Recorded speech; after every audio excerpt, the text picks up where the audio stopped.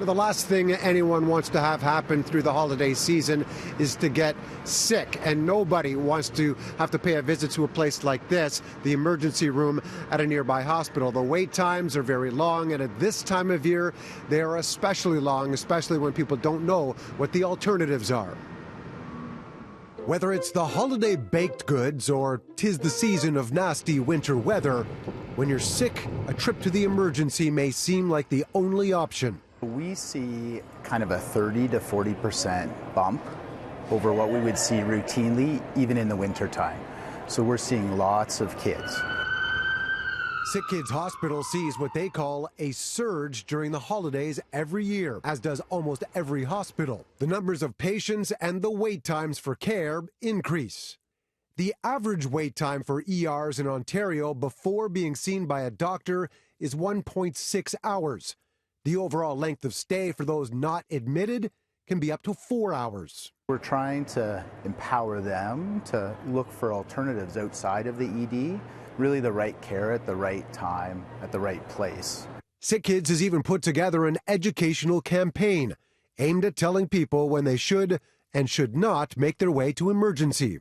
They say more than 2 out of 3 medical concerns could be addressed somewhere other than emergency, like at an urgent care clinic or family doctor. Things like a fever or flu, aches and pains, or an ankle sprain, for instance. There's a lot of reliance on the emerge departments, and part of the reason for that is a lot of other healthcare service providers might be closed or have reduced hours. Ryan Doherty and his team at Empower Health have been collecting data for 5 years, creating an interactive and mapped-out website to help find healthcare when and where people need it. We noticed, specifically related to holidays and surge, there was a big gap in terms of information that was available to patients. HolidayHours.ca identifies walk-in clinics, pharmacies, medical labs, family doctors, and physiotherapists as alternatives to a trip to the hospital.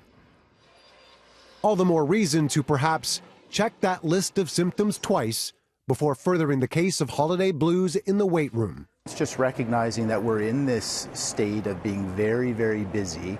And if it's an issue that can really be delayed, it should be delayed. So things like wondering about a second opinion or looking for a referral.